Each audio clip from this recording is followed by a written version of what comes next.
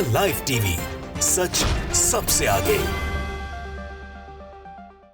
2024 का चुनाव जो है वो अपने पहले मतदान के फेज की तरफ बढ़ रहा है और जैसे जैसे मतदान नज़दीक आ रहा है वैसे वैसे ग्राउंड रियलिटी भी जो है वो जनता के सामने आ रही है सोशल मीडिया के ज़रिए से।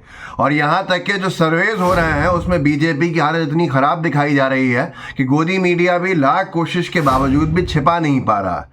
और ख़ास तौर पे अगर देखें जो तीसरी बार सरकार बनाने का सपना है और जो 400 पार की बातें हैं वो बार बार 400 पार इसीलिए कहा जा रहा है कि कहीं दिमाग में परसेप्शन बनाया जाए कि नहीं हमारी इतनी बुरी हालत नहीं है, लेकिन आप वोट दीजिए, हम सरकार बनाएंगे और 400 पार लेके जाएंगे ताकि जो फ्लोटिंग वोट है वो इनके साथ आ जाए। एक सर्वे ने तो उनका सुपड़ा साफ करके दिखा दिया है एबीपी न्यूज़ के। एबीपी न्यूज़ ज़्यादातर सी वोटर सर्वे से सर्वे कराता है।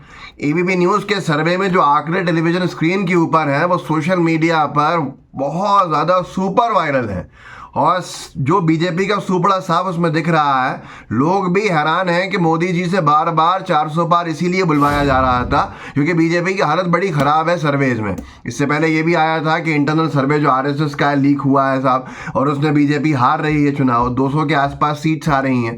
दैनिक भास्कर ने भी एक सर्वे किया है नेल्सन का, वही मैं आपको दिखाऊंगा, उसमें ही बीजेपी की बड़ी हालत ख़राब है। लेकिन पहले इस सर्वे की बात करते हैं जो कल टेलीविज़न स्क्रीन पर धूम मचाए रहा और वो था एबीपी न्यूज़ का शो।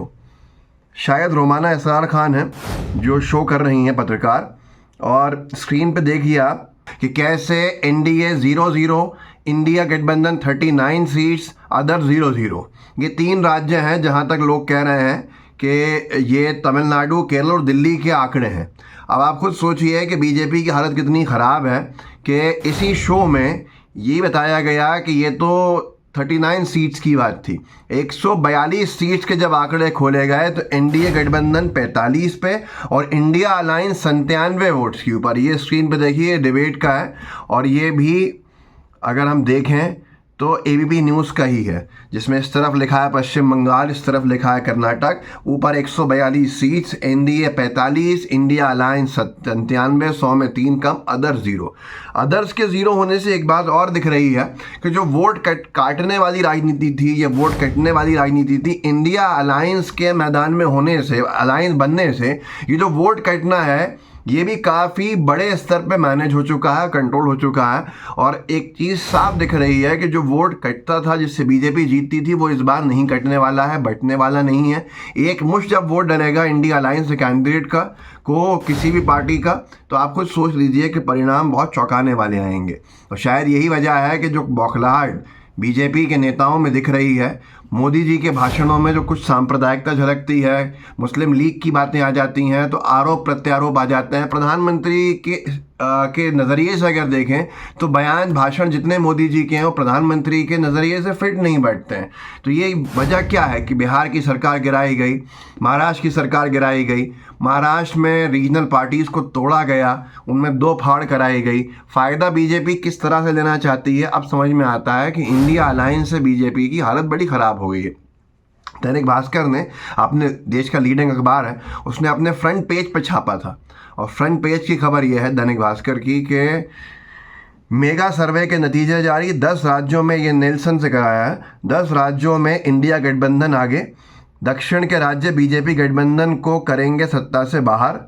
और इसमें उत्तर प्रदेश को अगर हम देखें तो उत्तर प्रदेश में भी काफ़ी हद तक जो है बीजेपी को जो उसने हासिल किया था उससे पीछे ले जाया जा रहा है। महाराष्ट्र में तो बहुत ही ज़्यादा हालत ख़राब है। अगर साफ तौर के ऊपर जो अनुमान है वो बहुत घातक है, किसके लिए? बीजेपी के लिए। जैसे पिछली बार इंडिया अलायंस की 6 सीट्स आई थी और अब प्रोजेक्टेड 39 हैं, तो आप खुद सोचिए ये एक बहुत चौंकाने वाले आंकड़े हैं, मामूली चीज़ नहीं है।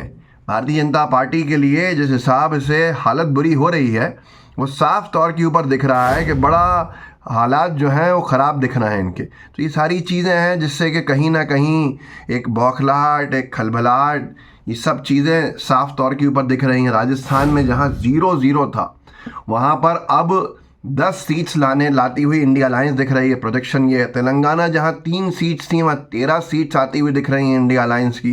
कर्नाटक जहां 1 सीट जीती थी कांग्रेस ने, अब वहीं पर 22 सीट्स इंडिया अलायंस की आती हुई दिख रही हैं। ये कोई और नहीं कह रहा, दैनिक भास्कर ने कहा।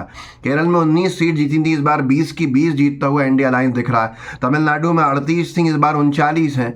लेकिन सबसे चौंकाने वाला, गुजरात में 3 सीट्स आती हुई दिख रही हैं। सबसे चौंकाने वाला जो आंकड़ा है वो उत्तर प्रदेश का है।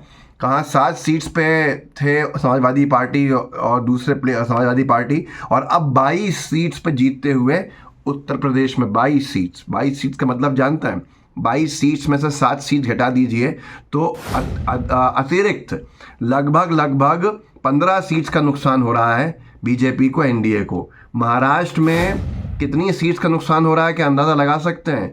लगभग 30-32 सीट्स का नुकसान हो रहा है एनडीए को, बीजेपी को। आप खुद सोचिए, इस हिसाब से क्या बीजेपी 200 पे अटक जाएगी?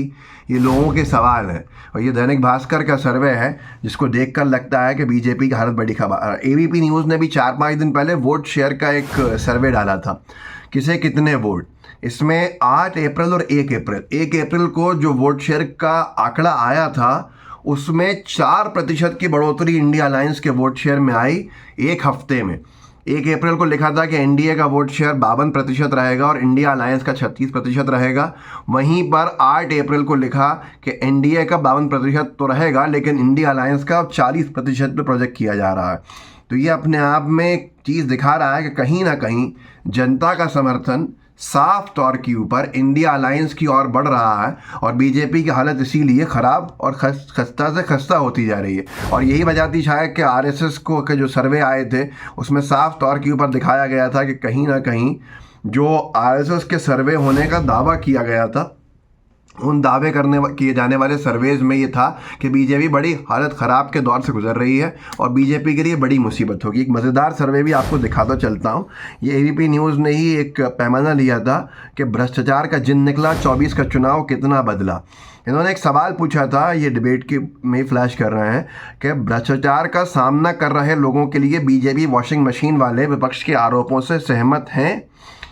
32% ने कहा था कुछ हद तक सहमत हैं, 25% ने कहा था पूरी तरह सहमत हैं, और सिर्फ 26% थे कहने वाले कि विपक्ष का प्रचार है। जबकि इस सर्वे के बहुसंख्यक लोगों ने लगभग अगर मैं कहूँ तो 50, 32 और बाद 37, 47, 57, लगभग यूँ कह लीजिए 60% लोगों ने भारत के कहा था कि ये पूरी तरह से भ्रष्टाचार के आरोप सही हैं, भ्रष्ट हैं ये भाजपाई। तो आप खुद सोचिए कितनी हालत ख़राब है। और जितने सर्वेज हुए राहुल गांधी जी और मोदी जी को लेकर, ज़्यादातर सर्वेज में राहुल गांधी जी की लोकप्रियता बढ़ती हुई निकली। कितनों ने पोल्स डिलीट किए, सर्वेज डिलीट किए, वो सब सामने। खैर, इस वीडियो को आगे बढ़ाइएगा और लोगों को बताइएगा कि वो नहीं हो रहा है जो आपको दिखाया जा रहा है, बल्कि ज़मीनी हकीकत और एक्चुअल सर्वेज बड़े खिलाफ हैं बीजेपी के, जिससे साफ तौर के ऊपर बीजेपी के लिए मुश्किलें बढ़ती दिख रही हैं। जय हिंद, जय भारत। द लाइव टीवी, सच सबसे आगे।